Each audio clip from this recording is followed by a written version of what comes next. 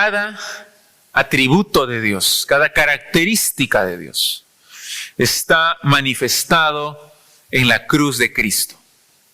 Vemos en la cruz su santidad. Vemos su justicia al castigar el pecado en Jesús. Vemos también su amor.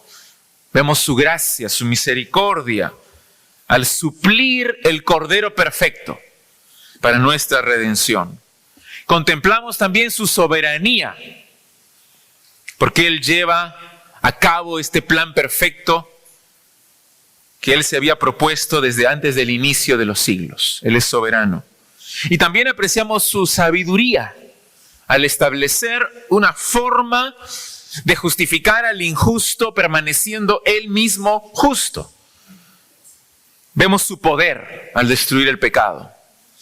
Con razón Pablo dijo en Gálatas: me glorío en la cruz de Jesucristo. Me glorío en la cruz de Jesucristo. Cuando fue a predicar a la iglesia en Corinto, o al pueblo de Corinto, aunque él estaba con temor y temblor, él dijo: yo me propongo predicar solamente a Cristo crucificado, la cruz de Cristo. Es que la obra del Señor Jesús en la cruz es el centro de la fe cristiana. Es el fundamento de nuestro evangelio. Su poder para salvar se debe a quién es el que murió en esa cruz. ¿Quién es? El Hijo de Dios, nuestro Señor Jesucristo. Y también su poder se debe a lo que Él hizo, a lo que Él logró en la cruz. ¿Y qué logró? La redención, la salvación eterna de todos aquellos que confían en Él. Las buenas noticias del evangelio, entonces, no son que Jesús se encarnó. No son que hizo muchos milagros. No son sus enseñanzas formidables. Las buenas noticias ni siquiera son que Él murió y luego resucitó. Las buenas noticias son que Cristo vino al mundo para solucionar el problema del pecado, para aplacar la ira de un Dios justo. Él obró en la cruz en dos frentes. En primer lugar, satisfizo la ira de Dios en contra del pecado. En segundo lugar, nos perdonó, nos limpió y nos reconcilió totalmente con Dios. No hay evangelio sin la sangre derramada de nuestro Señor Jesucristo. Por eso es que Pablo, en el párrafo que estamos leyendo, que es el más importante de toda la Biblia, él escribe que la base, el fundamento de nuestra justificación es el sacrificio de nuestro Señor Jesucristo. Estamos en Romanos 3, versículos del 21 al 26, y estamos yendo lentamente, versículo por versículo, palabra por palabra, paso a paso, escudriñando este texto precioso. En el primer sermón dijimos que Dios había marcado un punto de quiebre. ¿Recuerdas? En la historia de la humanidad marcó un antes y un después con la muerte de Cristo. Cuando Él vino, se manifestó la justicia de Dios para la salvación del pecador. Por eso decimos, antes de Cristo, después de Cristo.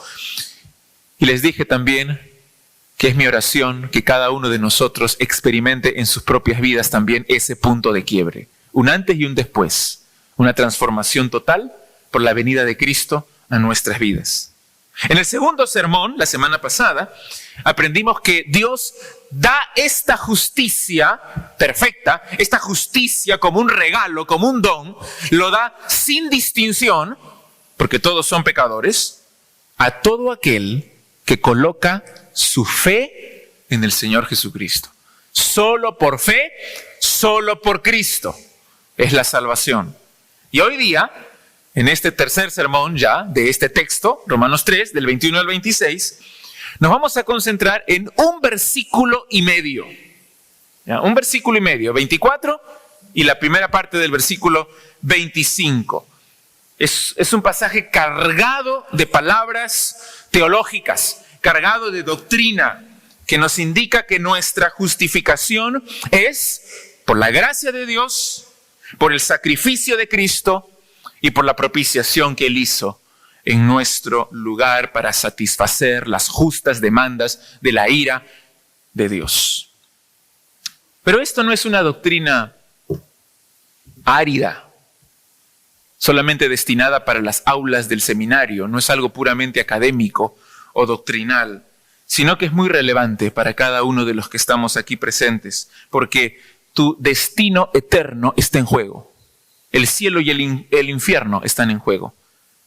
Mi propósito, por eso, es que cada uno de los que estamos aquí, al final de este mensaje, ponga su confianza de todo corazón en la obra maravillosa que hizo el Señor Jesús en la cruz del Calvario. Porque eso es lo más importante.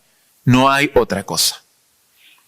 Leamos otra vez Romanos 3, del 21 al 26. Vamos a leer todo el párrafo nuevamente, que debe estar ya impreso en nuestro corazón, memorizado en nuestra mente. Romanos 3, 21 al 26. Pero ahora, aparte de la ley, se ha manifestado la justicia de Dios, testificada por la ley y por los profetas.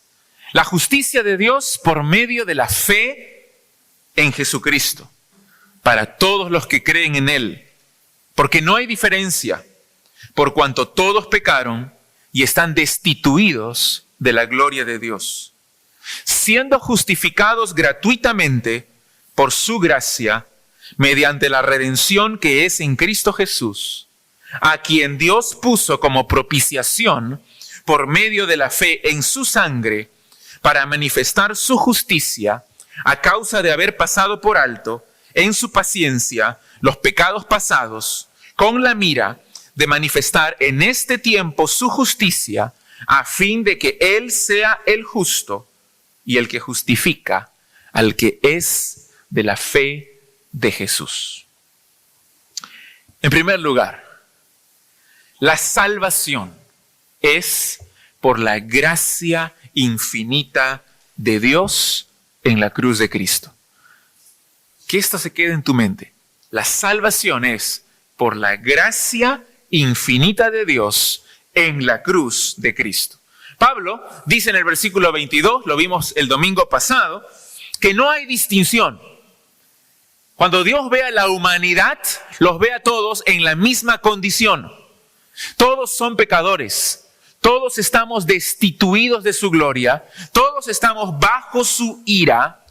Entonces Él es libre de otorgar el don de su justicia, el don de salvación, a quien Él quiere.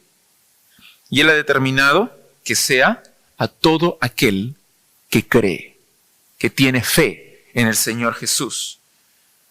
Por lo tanto, en el versículo 24, que es donde nos quedamos, dice que cualquiera puede ser justificado por su gracia. Mira el versículo 24, tal vez desde el 23, para que recuerdes lo que dijimos la semana pasada. Por cuanto todos pecaron y están destituidos de la gloria de Dios, siendo justificados gratuitamente por su gracia. ¿Qué es justificar? Justificar no significa hacer justo. Significa declarar justo. No es una ficción legal, sino que es la absolución completa por nuestros pecados, de todos tus pecados, pasados, presentes y futuros. Dios te absuelve. Es un veredicto del juez supremo. No es Dios haciendo un cambio en nuestra naturaleza. Dios no está haciendo un cambio interno en ti cuando te justifica. Simplemente está declarando por medio de un decreto supremo. Él está diciendo Y varias veces me he tomado a mí mismo como ejemplo. Está diciendo, Daniel Calle es declarado justo por haber puesto su fe en el Señor Jesucristo. No es una obra interna en nuestro corazón. No es una obra de transformación, de convertirnos, de hacernos justos, sino que es una obra externa, es una obra objetiva, es lo que Él declara, es lo que Él dice, es su veredicto. Así como en una corte de justicia, el juez lee la sentencia, lee el veredicto, y ese veredicto no hace que el acusado sea culpable o sea inocente. No lo convierte en culpable, no lo convierte en inocente. Es solamente una declaración. Cuando el juez dice es culpable o cuando el juez dice es inocente. Está declarando. Y todo eso dice que lo hace Dios también. No es un indulto, es el veredicto que Dios hace cuando te ve. Al injusto lo declara justo por haber puesto su fe en Jesús. Y todo eso lo hace de forma gratuita. Gratuita. No tenemos que esperar hasta el día del juicio para escuchar el veredicto. Algunos piensan que después de morir va a pasar un tiempo, luego van a resucitar y se van a presentar delante de Dios y Dios les va a decir, ahora es el momento en que vamos a ver si entras al cielo o no. Estas son todas tus buenas obras, estas son todas tus malas obras. Las vamos a poner en la balanza y de acuerdo a dónde se inclina la balanza, vas al cielo o vas al infierno. Así que todos están nerviosos y todos están rogando que la balanza se incline a su favor. Pero eso no es así, eso es una mentira, es un engaño. Así no funciona. Dios da el veredicto, puede hacerlo ahora mismo. En el instante que pones tu fe en el Señor Jesús, Él declara y dice, este pecador es justo por haber puesto su fe, su confianza en Jesucristo.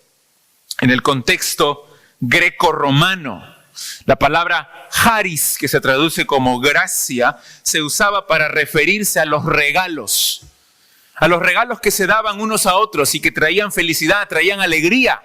Cuando alguien te da un regalo, ¿no te pones contento? Ahora que se acerca Navidad, los niños están esperando ansiosos su regalo. Ese regalo es charis, es gracia en el griego. También se refería al favor de los reyes hacia sus súbditos. Eran magnánimos, eran misericordiosos y perdonaban a uno de sus súbditos o le daban algún privilegio especial. Eso se decía que era charis, la gracia de ese rey hacia su esclavo. Pero en Pablo hay un distintivo especial, hay una idea central. Porque para Pablo, charis, gracia, es el favor de Dios, del Rey Supremo, sin mancha, sin pecado, hacia pecadores que no lo merecen. Es el favor inmerecido, es el regalo que jamás en tu vida vas a merecer. Por más que hagas todas las obras y todos los esfuerzos y todos los méritos, no lo mereces, porque eres un miserable pecador. Pero cuando Dios te da la salvación, cuando Dios te declara justo en Cristo, para Pablo no hay algo más maravilloso. Esa es verdadera gracia. Y aquí, como es algo tan increíble, Pablo lo menciona 2 veces. No sé si lo has notado. Mira el versículo 24. Siendo justificados gratuitamente. ¿Qué significa gratuito? Significa que es un regalo. Y luego dice gratuitamente por su gracia. Es lo mismo, pero lo repite para darle un énfasis. Es la maravillosa gracia de Dios. No se refiere a algo en nosotros. Los católicos se equivocan aquí. Porque dicen que todos nosotros nacemos, sí, nacemos pecadores, pero todos nacemos con gracia en nuestro corazón. Dios pone su gracia en cada uno de las personas. Así que ellos nacen con el pecado original, pero nacen con gracia también. Y por eso es necesario bautizar a los bebitos para que se borre ese pecado original y puedan vivir en la gracia de Dios, que todos tienen.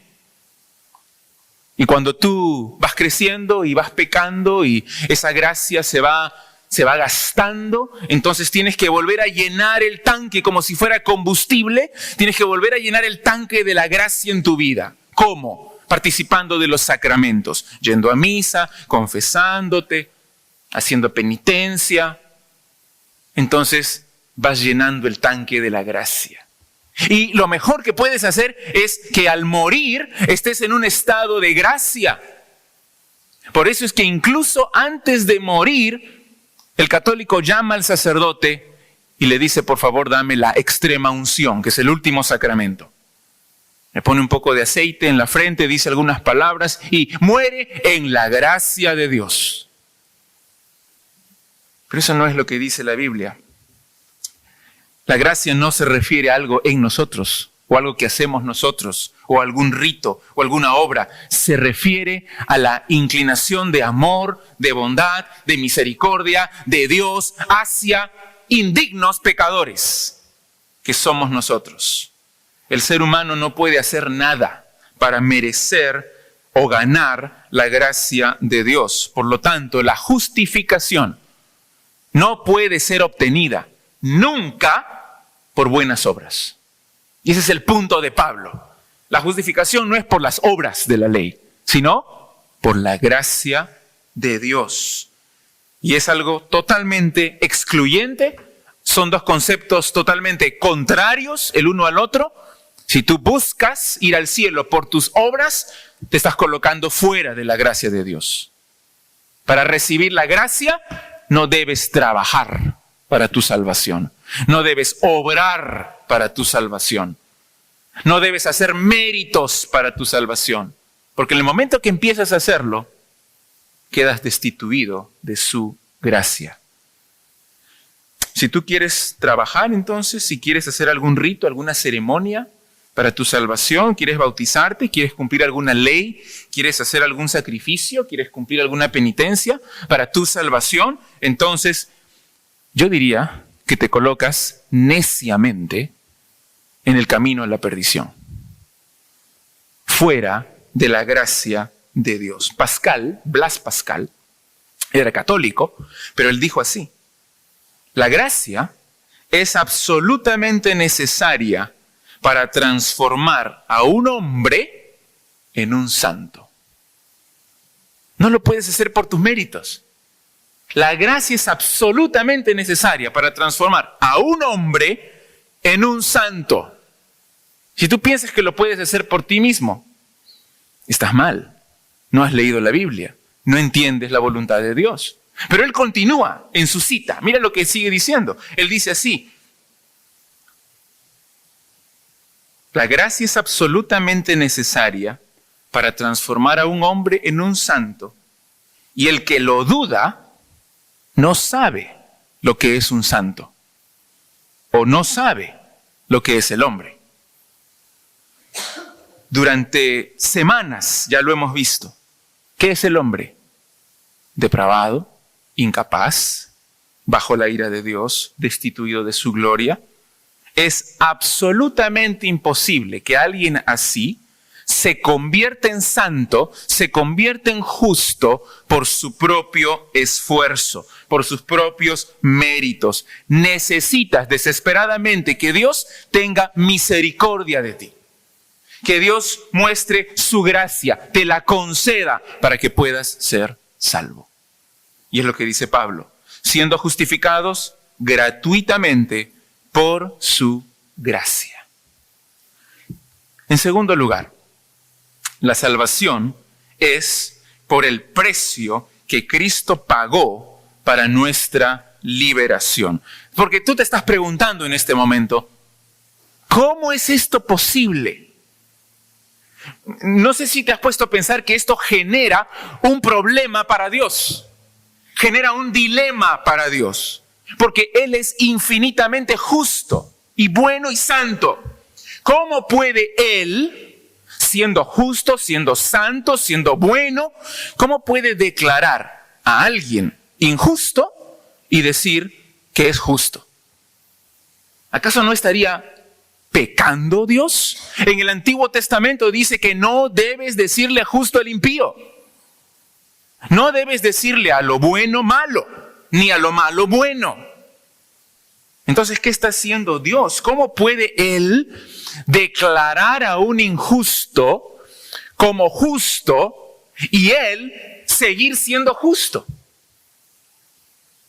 Si el juez declara al asesino inocente, o al ladrón, o al violador, o al criminal, después de ver todas las pruebas, y es claro que es culpable, y el juez le dice, puedes irte a tu casa, no hay ningún castigo, eres inocente, ¿qué decimos de ese juez? Decimos que es un corrupto. ¿Por qué en el caso de Dios no es así? Al declararnos justos a nosotros que somos injustos. Mira por eso las palabras maravillosas que siguen a continuación. Mira en el versículo 24. Siendo justificados gratuitamente por su gracia, mediante la redención que es en Cristo Jesús. La justificación es posible y Dios no es injusto al hacerlo por medio de la redención en Cristo Jesús. Ahora, ¿qué es redención? ¿Qué es redención? En el Antiguo Testamento se utiliza esta misma palabra varias veces para referirse al gran acto de Dios de liberar a su pueblo de la esclavitud en Egipto. Los redimió de la esclavitud, los sacó de la opresión y los liberó y los llevó a la tierra prometida. Pero en el uso común, porque era una palabra de uso común en el Imperio Romano, se usaba para referirse al rescate de la esclavitud por medio del pago de un precio. Es decir, tú ibas al mercado de esclavos y decías, yo quiero ese esclavo, pagabas un precio y él era ahora de tu propiedad. Entonces era tu esclavo. Pero tú podías comprarle también para darle la libertad. O a veces ellos mismos en esta cultura trabajaban y lograban reunir una cantidad de dinero para comprar su propia libertad. Y para eso se utilizaba la palabra redención. Es la liberación de la esclavitud por medio del pago de un precio. En ese sentido, Pablo presenta aquí la redención en Cristo Jesús como la liberación de la esclavitud del pecado por medio del pago que Él hizo. Ahora, ¿cuál fue el precio que Jesús pagó para liberarnos a nosotros, para redimirnos de la esclavitud? ¿Qué pagó? Pagó con su propia sangre, con su muerte en la cruz. Mira cómo lo dice Jesús mismo en Marcos 10:45. Marcos 10:45.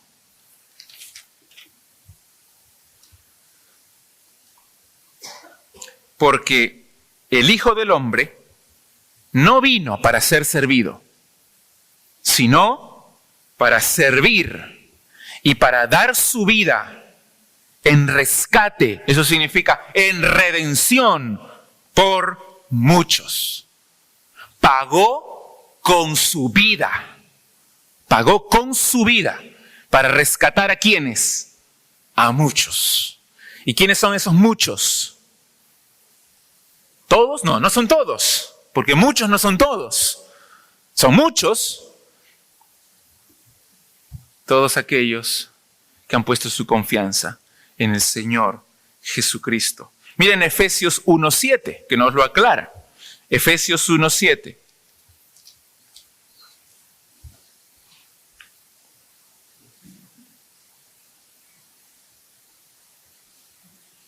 en quien, hablando de Cristo, en quien tenemos redención, rescate de la esclavitud. Eso es lo que significa por su sangre. El precio que pagó en Marcos, su vida. En Efesios, su sangre. El perdón de pecados. Y otra vez, según las riquezas de su gracia. Esto es por gracia. Él no tenía por qué morir por nosotros. ¿Por qué lo hizo entonces? Por amor, por gracia, por misericordia. Primera de Corintios 6:20 también. Primera de Corintios 6:20. Hablando específicamente de la fornicación y diciéndole a los cristianos, huyan de la fornicación. ¿Qué es fornicación? Cualquier mal uso del sexo. Dios nos ha dado una sexualidad y tenemos que usarla para su gloria en el contexto que Él ha determinado, que es el matrimonio. Pero Pablo les dice, huyan de la fornicación, huyan del adulterio, huyan de las relaciones prematrimoniales, huyan de cualquier mal uso. Y hay tantas perversiones sexuales en el mundo. Huyan. ¿Y cuál es su argumento? Miren el versículo 20. Porque habéis sido comprados por precio. ¿Por qué debo huir de la fornicación? Porque mi cuerpo no es mío. ¿De quién es? Es de Dios. ¿Y por qué es de Dios? Porque me compró con un precio. ¿Y cuál fue ese precio? La sangre de su Hijo Jesucristo. Fuisteis comprados por precio. Glorificad pues a Dios en vuestro cuerpo y en vuestro espíritu, los cuales son de Dios, porque los compró con la sangre de su Hijo. Y también, mira por favor, en Colosenses 1:14. Uno más, en Colosenses 1:14. En quien tenemos redención por su sangre, el perdón de pecados. Un versículo muy parecido a Efesios 1:7. Este rescate, esta liberación, es posible solamente en Cristo Jesús. Si tú regresas a Romanos 3:24, dice que somos justificados gratuitamente por su gracia mediante la redención que es en Cristo Jesús. En otras palabras, ha sido lograda por la obra de Cristo en la cruz, por su sangre, por su muerte en la cruz. Pablo, entonces, ¿qué nos ha dicho hasta ahora? Nos ha dicho que la justificación es gratuita. El pecador no tiene que pagar nada para recibir la justicia de Dios. Sin embargo, aunque es gratis, tiene un costo. Y es un costo infinito. Porque el Hijo de Dios tuvo que dar su propia vida para conseguir esa redención. Es gratuita, dicen algunos, pero no es barata. ¿Por qué no es barata? Porque le costó a Cristo su vida.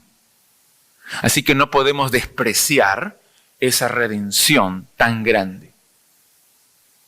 Tenemos la tendencia de cuando nos dan algo gratis, de despreciarlo, de no valorarlo. Porque es gratis. Decimos, no, si lo vamos a valorar, me tiene que costar. Pero en el caso de la salvación, no podemos tener esa lógica. Porque es gratuita, pero es de un valor infinito para nosotros. Y debemos apreciarla y debemos amarla. Involucró la muerte del Hijo de Dios. Entonces, la iniciativa de todo esto es de Dios mismo. Hasta ahora no vemos al pecador, porque el pecador no puede hacer nada. Es Dios quien está haciendo todo. Como también se ve en el versículo 25. Mira el versículo 25. ¿A quién, o sea Jesús, Dios puso? No el pecador, sino Dios puso a su Hijo como propiciación por medio de la fe en su sangre. Dios es quien entregó a su propio Hijo para morir en nuestro lugar. ¿Sabes que es un error muy grave pensar que la redención es solamente obra de Cristo? Pensar que solamente es la voluntad de Cristo. Pensar que solamente es el amor de Cristo. Porque a veces pensamos de esa forma. Dios el Padre es un Dios molesto. Es un Dios que quiere castigar. Dios el Hijo, sin embargo, es Dios bueno. Él muere por nosotros y nos da el perdón para aplacar la ira de ese Dios malo que es Dios el Padre. Ese es un error muy grave, muy serio, porque lo que dice aquí es que Dios mismo, Dios el Padre, tomó la iniciativa para dar a su Hijo. Y esto no es una contradicción. Sí, estamos bajo la ira de Dios. Al mismo tiempo, Dios tiene misericordia y envía a su Hijo para salvarnos por medio de la fe en Él. Fue el plan de Dios. Toda la humanidad está destituida de la gloria del Padre y está bajo su ira. Sin embargo, en su infinito amor, envió a Cristo. Y el Hijo gozosamente vino, se sometió a su Padre y vino a morir en nuestro lugar y derramó su sangre por tus pecados y por los míos. Entonces, número 1 es por la gracia. Número 2 es mediante la muerte de Cristo. Número 3, la salvación es posible porque ha sido satisfecha la ira de Dios. Si su ira no hubiera estado satisfecha, nadie sería salvo. El versículo 25 nuevamente dice, a quien Dios puso como propiciación. La palabra puso, Dios puso en el griego, tiene el significado de exhibir. Exhibir. Dios lo puso a la luz de todo el mundo, es la idea. La Biblia de las Américas, por ejemplo, traduce así, a quien Dios exhibió públicamente como propiciación. Porque eso no ocurrió escondido en un rincón, sino a vista de todos. Jesús fue despreciado, fue ridiculizado y fue muerto a vista de todo el mundo.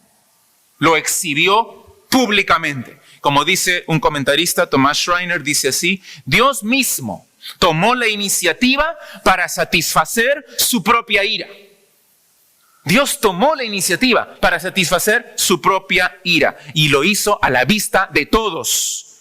En el cumplimiento de los tiempos, Él irrumpió en la historia humana, en Cristo Jesús, y murió. La palabra propiciación, ¿qué significa? Les dije, hay varias palabras teológicas, justificación, gracia, redención. Propiciación, ¿qué significa?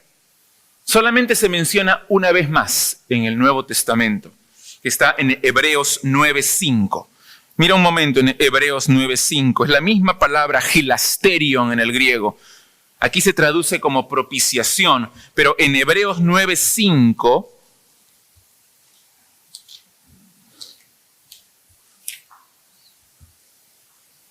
se traduce como propiciatorio. Está describiendo el arca del pacto. No estoy hablando del arca de Noé, estoy hablando del arca del pacto. ¿Sabes cuál es el arca del pacto? Esa caja, ese cofre que estaba en el templo. Y adentro de esa arca estaban las tablas de la ley, estaba el maná y estaba la vara de Aarón. Y esa arca representaba la presencia de Dios. Incluso cuando los israelitas salían a la batalla, salían con el arca. Porque decían, Dios está con nosotros, peleando también. Y eso estaba en el lugar santísimo, en el templo. Y nadie podía entrar, sino solamente el sumo sacerdote. Entraba una vez al año, con temor y con temblor, entraba con sangre para derramar en el propiciatorio. Aquí está nuestra palabra. ¿Qué es el propiciatorio? Es la tapa del arca. del pacto.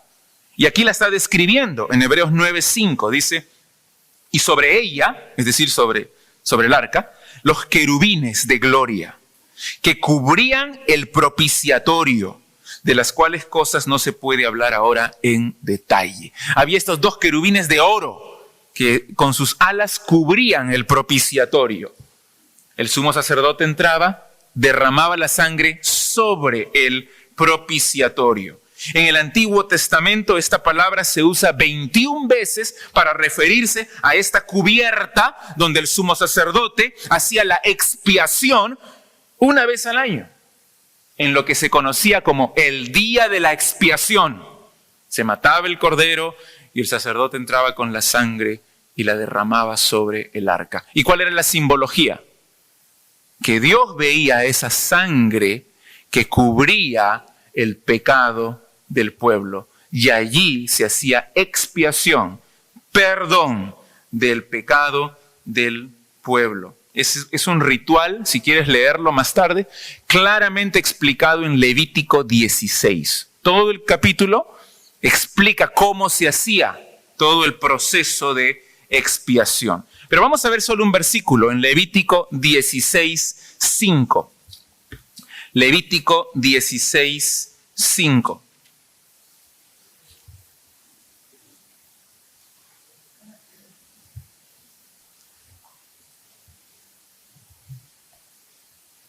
El título es el día de la expiación, ¿no? Y dice ahí cómo deben vestirse, cómo deben entrar los sacerdotes. Y en el versículo 5 dice, y de la congregación de los hijos de Israel tomará 2 machos cabríos para expiación y un carnero para holocausto.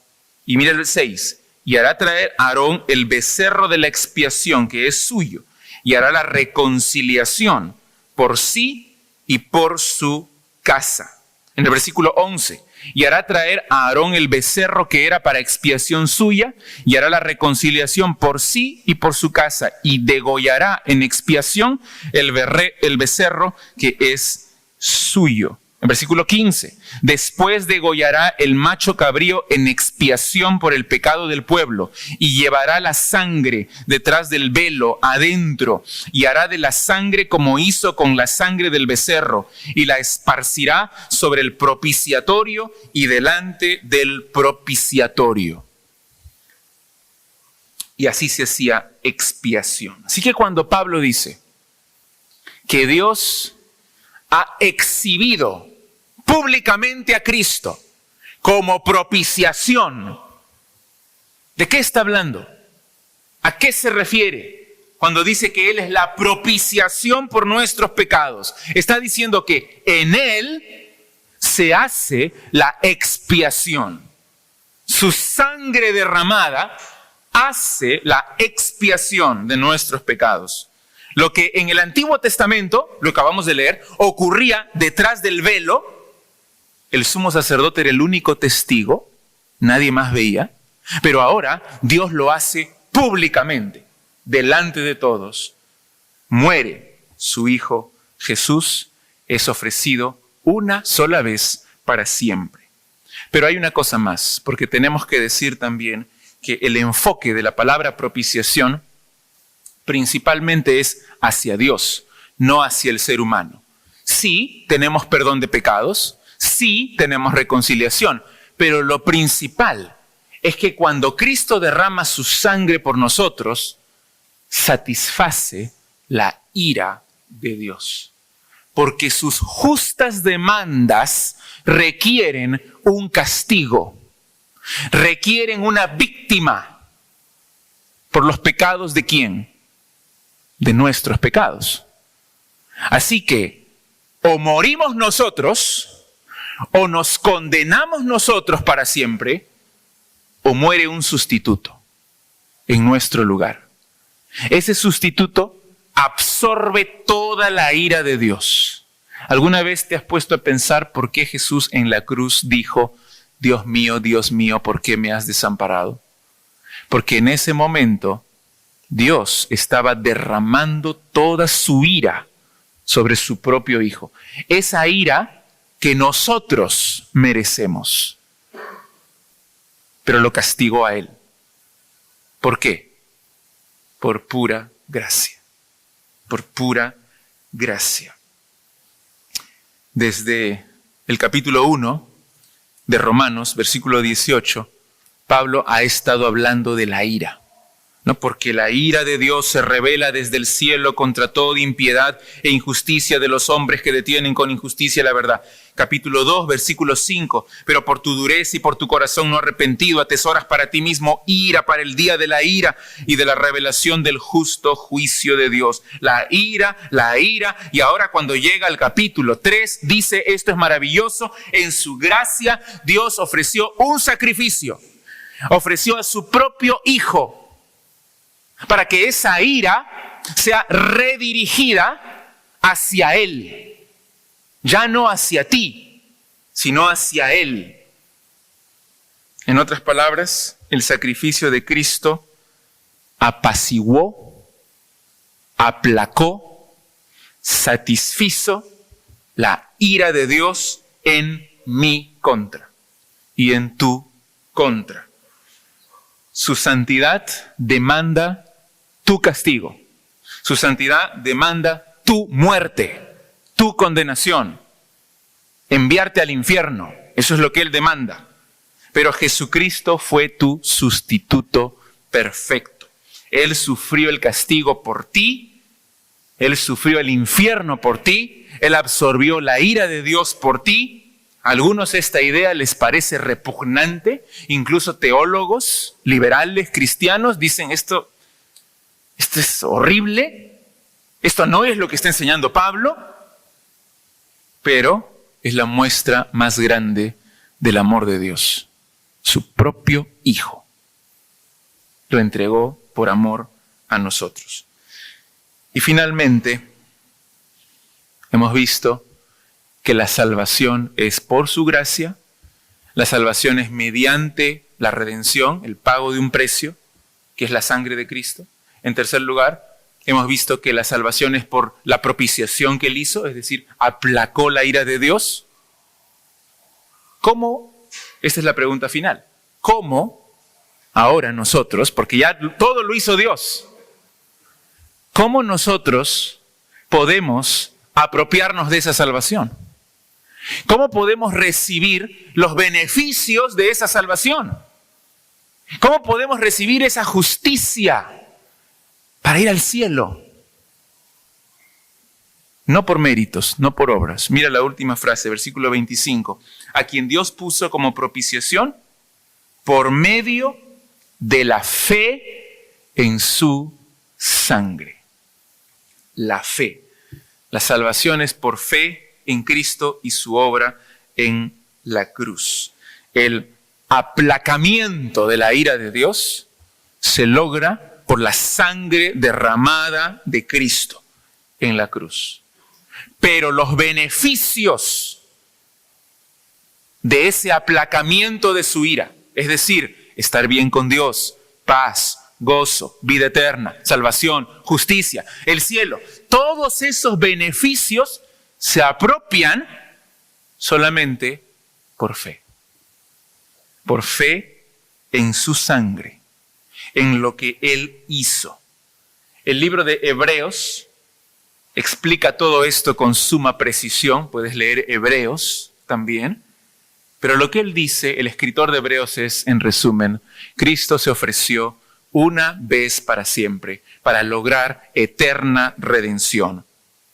Los sacrificios del Antiguo Testamento, todos eran sombras. Pero como ya vino Cristo, las sombras desaparecen. Ya no hay necesidad de hacer más sacrificios.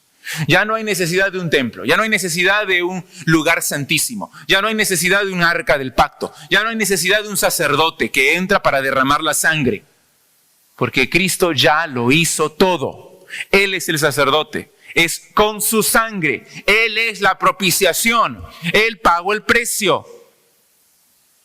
Toda la obra está hecha. Cuando murió, ¿cuáles fueron las últimas palabras de Jesús? Consumado es. Se pagó todo. Ya son libres del pecado. ¿Y qué tenemos que hacer? Creer en Él. creer. Lo dije hace unas semanas, este es un punto de quiebre en la historia de la salvación.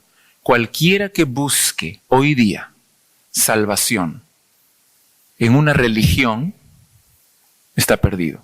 Cualquiera que busque salvación en obras, en sacrificios, está perdido.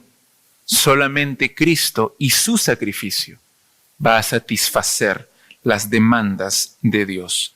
Ahora, Dios toma el pecado muy en serio, muy en serio. En su infinita misericordia quiere perdonarte. Él quiere perdonar al ser humano, pero al mismo tiempo Él tiene que ser justo y tiene que castigar tu pecado. Y eso es lo que ha dicho Pablo en todos los primeros capítulos de Romanos. Tiene que hacerlo con rigor porque ha ofendido su carácter. Si tú ofendes el carácter infinitamente santo de Dios, mereces un castigo infinitamente doloroso también, que es el infierno. Pero en su plan perfecto decidió dirigir el castigo de la plenitud de su ira a su propio Hijo, para que no nos caiga a nosotros. De esa forma muestra su amor y muestra su justicia en la cruz. Está castigando el pecado, pero por amor no lo hace en nosotros, lo hace en su propio Hijo. La forma de responder a este acto de Dios es obvia. ¿Cómo debemos responder? Lo que deberíamos hacer es postrarnos y darle gracias a Dios y decirle: Señor, gracias por tu gracia, gracias por tu amor maravilloso, gracias por morir por este vil pecador, gracias por salvarme del infierno y gracias por revestirme de justicia cuando no lo merecía. Confío en ti, me entrego a ti y esa es la salvación. Esa es la salvación. Descansar en los brazos de nuestro Señor Jesucristo y ya no volviendo la mirada atrás. Porque cuando miras tu vida pasada, comparado con lo que el Señor ha hecho, por eso Hebreos es tan fuerte. ¿Cómo vas a regresar? Dice el escritor de Hebreos. ¿Cómo vas a pisotear la sangre de Cristo? Si ya escuchaste el Evangelio, si ya te entregaste a Él, ¿cómo vas a retroceder ahora? Es imposible que se arrepientan los que regresan. Es imposible. Ahora quieres, si tú regresas y luego vas a querer ser salvo otra vez, pero ¿cómo? ¿Ahora cómo? Aparte de la cruz de Cristo no hay otra cosa. Eso es lo que nosotros tenemos que creer para poder ser salvos. Y mi oración es que cada uno aquí pueda arrodillarse, rendir sus vidas, pedir perdón a Jesús y decirle: me entrego a ti. Yo creo que tú moriste por mí y que tú me revistes de tu justicia. Solamente si confío, si me entrego a ti. ¿Por qué no lo haces ahora? Vamos a orar. Vamos a cerrar nuestros ojos.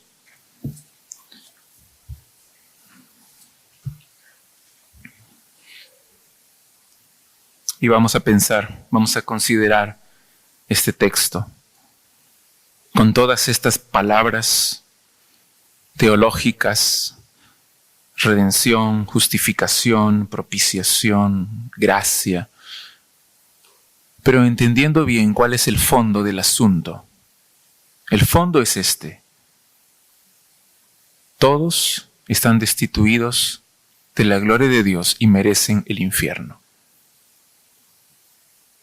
Pero Dios envió a su Hijo Jesús para pagar el precio. Con su propia sangre sufrió nuestro castigo. Ese sacrificio del Señor Jesús satisface a Dios. Dios está contento. Y ahora puede salvar a todos aquellos que confían en Jesucristo. ¿Qué vas a hacer? La respuesta parece obvia, pero a veces nuestro pecado, nuestra idolatría, nuestra inmoralidad nos detienen. Arrepiéntete de una vez y confía en Cristo. Dile gracias por tu amor maravilloso en la cruz. Gracias por morir por mí. Gracias por limpiarme de mis pecados. Quiero seguirte, quiero vivir para ti, quiero confiar en ti. Cree en Él de corazón. Padre nuestro, gracias te damos por este tiempo de estudiar tu palabra. Y no hay palabras más maravillosas en la Biblia que estas, que nos expresan el Evangelio de una forma tan clara. No hay más, esto es el todo del hombre. Te pido por cada uno de los que estamos presentes, pon esta convicción, esta seguridad en nuestro corazón, de que hemos sido redimidos por la sangre de Cristo y que estamos seguros en Él. Y aquellos que están con dudas, por favor, disipa esas dudas. Que tu Espíritu les convenza de pecado y que los humille para recibir a Cristo en su corazón. Gracias, Padre, confiamos en ti. En el nombre de Jesús pedimos esto. Amén.